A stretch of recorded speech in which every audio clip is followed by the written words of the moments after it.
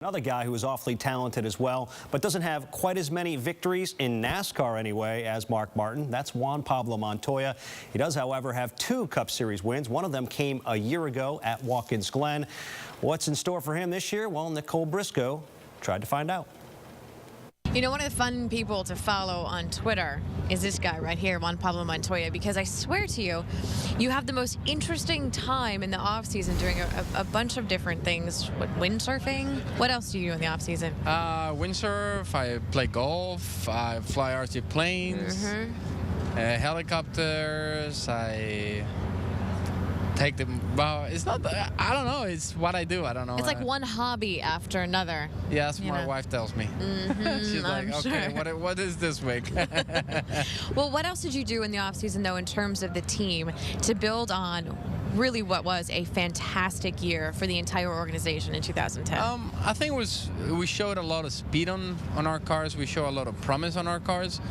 But being realistic, we needed to do a better job. I think overall, I think we needed to execute a little bit better, and I think we talked about it, and I think we know what it needs to get done, and I'm pretty pumped up about this season. What about consistency? That was one of the things that killed us in last year. You know, we had a lot of DNFs, but you know, a lot of them were just being in the wrong place at the wrong time. You know, it just happens where everybody just wrecked in front of you, you have nowhere to go, and you're just part of the wrecks, and you gotta try to avoid those somehow. You know what I mean? There's not much you can do, but if you could, it would be huge.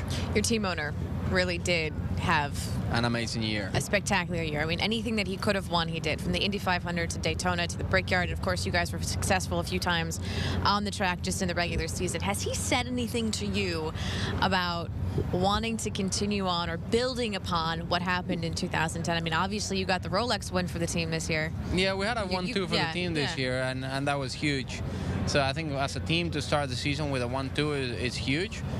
I think being, you know, we just got to make sure we keep developing the team to where all the, you know, if you look at, you know, Chip Ganassi Racing or Erhan Ganassi, whatever you want to call it, I think the Cup program needs to be a little bit better, and it's been getting better through the years. You know, we went from being a team that could run 20 to teams that can win races now, you know, every weekend. I think, you know, we got to be able to get in the chase. I think if we could get both cars in the chase this year, it would be amazing.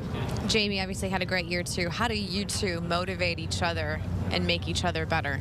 We get on really well. We work together really well together, and you know, both I think we just want to win so bad that really brings it out in the team. For you personally, you're still trying to chase that oval victory. What else do you want to accomplish this season? Well, you know, if we could get a couple of wins and make the chase, would be a decent season. I think if we could make the chase, I think we could have a realistic chance at the championship, so it would be really amazing. And what are you going to do the rest of the time here? I know you said it's going to be a long day, but hopefully fun. We're going to do, I've done a lot of the things. I think it's been a lot faster than we expected, so I've got a couple more interviews, a couple more shoots and things, and it's pretty windy, then you can go windsurf. It's kind of cold here. Okay. So I actually brought one. I normally fly up and actually came by car because I got a huge airplane. I need to start putting it together. So see, when you come to the track and you're looking for things to do, just track this guy down because he's got toys. Boys, yeah. Everywhere. Mike, back to you. Yeah, but he's complaining about the cold in Florida. It was like 20 degrees when I walked into the studio here in Connecticut, so I'm looking forward to getting to Daytona, Ricky. Let's talk a little bit about Juan Pablo Montoya. He talked a little bit about the inconsistencies, the DNFs. He also should point out there was some friction between him and his crew chief, Brian Patty, at times last year. What do you expect out of them this year? Well, I expect that they're going to be better because Juan Pablo Montoya is so talented, and you know, he has the ability to battle for a championship again like he did a couple of years ago. Now, last year, they actually were very fast. They had 3 poles and a win, and they were in contention a number of times, but they had 8 DNFs. It absolutely knocked them out of any chance of making the playoffs. And I think for them to get better, Juan Pablo Montoya needs to take some responsibility. And I'm not saying that he hasn't, but you know, he spoke of consistency. He spoke of being in the wrong place at the wrong time. But there were a number of times where I saw him flat side the right side of his car. And he has to learn, look, I have to preserve what I have today. If I have a 7th place car, I got to bring it home 7th. I can't always try to win.